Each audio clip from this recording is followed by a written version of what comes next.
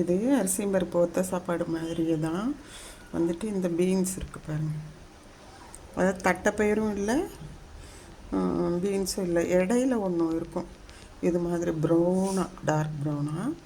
அதை வந்து ஒரு 24 ஹவர்ஸ் ஊற வச்சுட்டா சாஃப்டாக அரிசியும் பருப்பு மாதிரியே தாளித்து விடும்போது வெந்துடும். ஆனால் இதுக்கு வந்து தாளித்து விட்றது வந்து புதினா, இஞ்சி, பூண்டு எப்படி பிரியாணிக்கு தாளிப்பீங்களோ அப்படி. நோ ஆனியன், தக்காளி, புதினா, கொத்தமல்லி, வரமிளகாத்தூள், மஞ்சத்தூள், உப்பு, மல்லித்தூள் எல்லாம் ஒரு தடவையாக மிக்சியில் ஒரு ஓட்டு ஓட்டி தக்காளியோட புதினாவோட ஓட்டி மல்லித்தலையோட உப்பு எல்லாமே போட்டு ஓட்டி இது மாதிரி அரைச்சி எடுத்துகிட்டு கொஞ்சமாக தயிர் 2 ஸ்பூனு, 1 டம்ளர் பால், 2 டம்ளர் தண்ணி, இந்த மசாலா தண்ணி வர்ற மாதிரி 2 குட்டி தக்காளி தான் போட்டேன். இது ஒரு ஒத்த சாப்பாடு செய்து பாருங்கள், புலப்பலான்னு நல்லாயிருக்கும். சிப்ஸு, எக்கு, இது கடலை மிட்டாய் சாப்பிட்டதுக்கப்புறம் சாப்பிட்றதுக்கு.